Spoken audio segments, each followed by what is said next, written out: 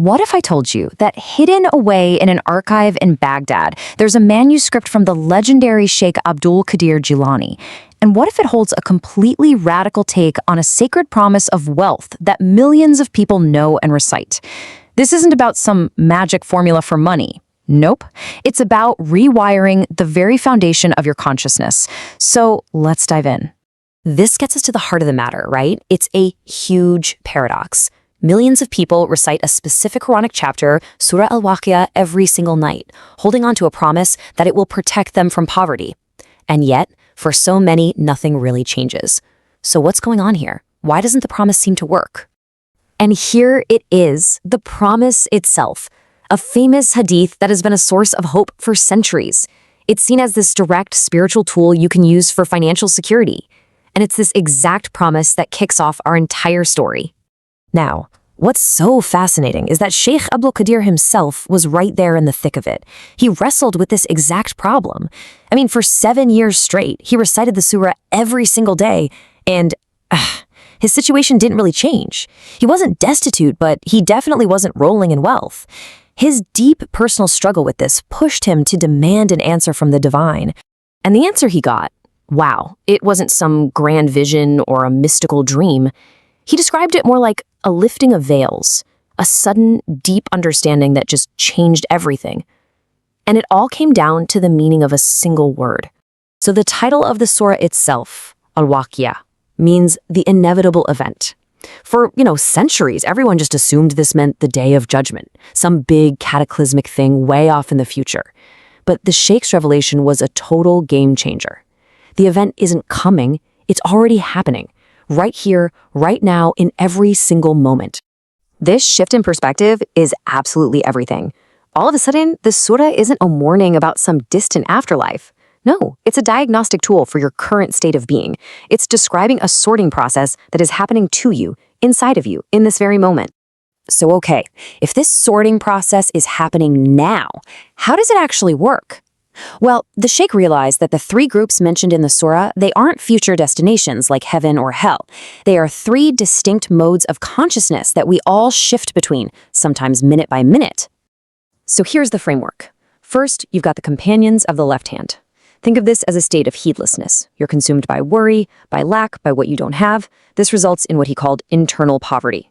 Then you have the companions of the right hand, who are in a state of remembrance. They're present, grateful, in a state of flow. And finally, the foremost, who've reached a state beyond duality. But here's the most important part. These are fluid psychological states, not permanent labels. Let's really zoom in on that first state, because honestly, it's where most of us get stuck. The Sheikh argued that the real poverty that the promise is about isn't an empty bank account. It's an empty inner state. He called it internal poverty. Think about it. Poverty consciousness, the state of the left hand, it feels like constant lack, anxiety, grasping. It's this tight, constricted energy that literally makes you blind to the opportunities right in front of you. On the flip side, you have abundance consciousness. This is all about presence, trust, and openness. It's the state that actually allows you to receive. So you might be asking, how does just reading a chapter actually help? Well, the Sheikh didn't see it as some magic spell. He described it as a vibrational blueprint. By constantly immersing your imagination in its descriptions of paradise, the gardens, the rivers, the fruits, you are literally training your mind, your soul, and even your nervous system to feel that abundance is your normal default setting. And hidden inside the surah is this profound lesson that people often just read right past. It uses these amazing metaphors. You plant the seed, but you don't make it grow. You collect the water, but you don't make the rain fall. The lesson is so powerful and so simple. Your job is the effort. The outcome is not your job. And when you really truly get that, when you internalize that the outcome isn't up to you, you cultivate this powerful state called tawakkul. It's a deep, profound trust. And when you have that, the anxiety, the grasping, the need to control, it just dissolves. That open, trusting state, that is precisely the consciousness that allows provision to flow to you effortlessly. So, armed with this massive new understanding, how did the Sheikh actually change his practice? Well, he stopped just racing through the words. He turned it into a deep, meditative experience. And here's his 4-step method. It's so practical. First, you recite slowly and actually visualize the scenes of paradise. Then, number 2, you feel it. Immerse your senses. Try to taste the fruits, hear the rivers. Third, you're training your nervous system. You are teaching your body what abundance feels like. And finally, you affirm it, not as some future wish, but as a present reality. This is my state. I accept it. But here's the Shek's crucial warning, and you really got to hear this.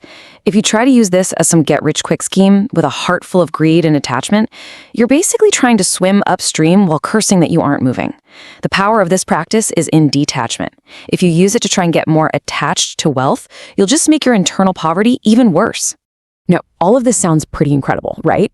But the real question is, does it actually work?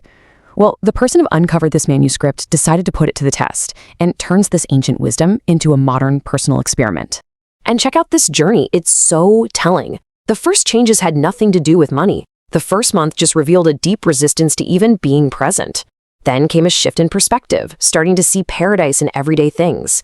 By month 3, the deep anxiety about money just dissolved.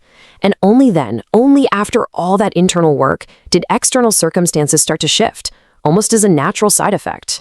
90 days. That's the challenge. A simple commitment to this meditative practice for 3 months to see what shifts, not just in your finances, but more importantly, in your inner world. And maybe the best part is that the Sheikh himself doesn't ask for your blind faith. His invitation is right there. Do not accept this blindly. Test it. Treat it like a scientist running an experiment on your own life. He was confident that the results would speak for themselves. So we end with a question for you. What happens when you shift your entire focus from trying to change your bank balance to trying to change your consciousness? What hidden poverty or what forgotten paradise might you just discover in 90 days?